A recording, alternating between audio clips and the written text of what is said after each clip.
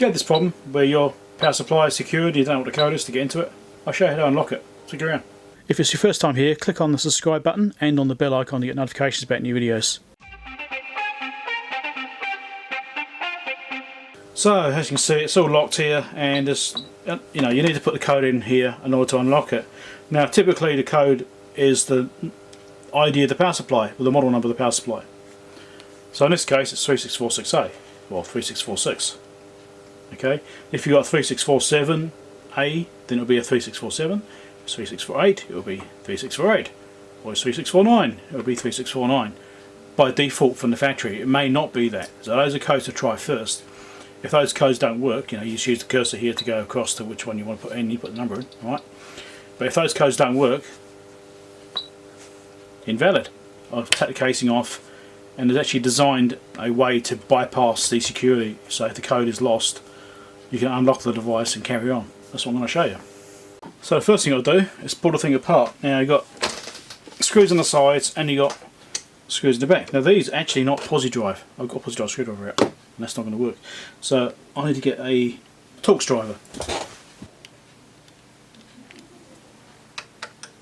Yeah, definitely 15. Okay.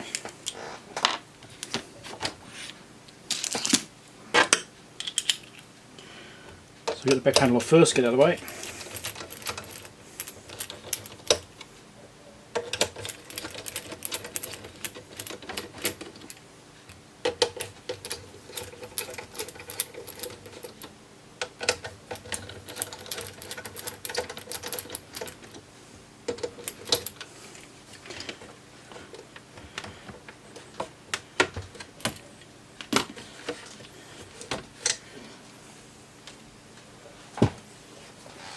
Now we'll take out the side screws from here and from the handle, then we can slide the cover off.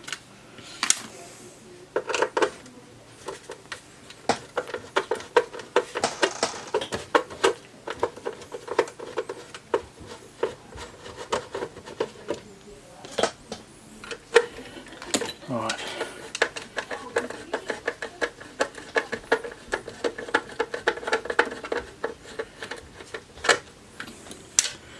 If you hear any noise in the background, you have to excuse that. We've got some visitors right now. So my wife's chatting to them. Some relatives of hers.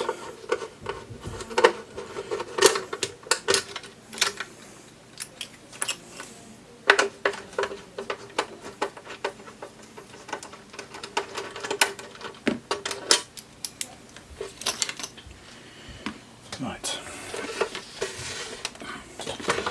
Slide this off.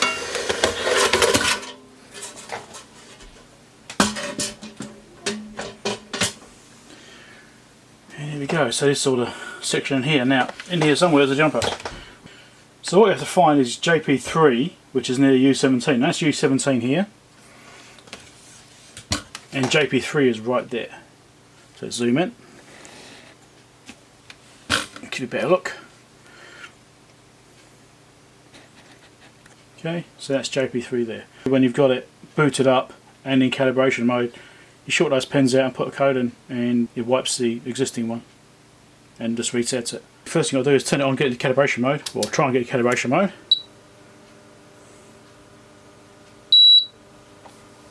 So you get that, so it's secured. And then I've got a little jumper block here, but you can use one of those DuPont female to female loops or whatever.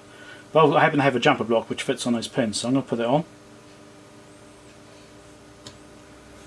We then go to the input code, do anything, unsecured, done, it's in. Now you can remove the block.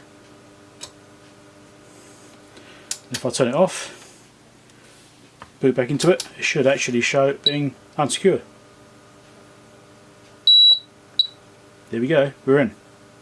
So now you can actually do the calibration stuff you want to do. So as simple as that. So it's actually nice that Agilent, Keysight, HP, you want to call them, include those jumper blocks there, so if you do lose the code, you can get back into it. So dead easy really. So now you can just put it back together and carry on.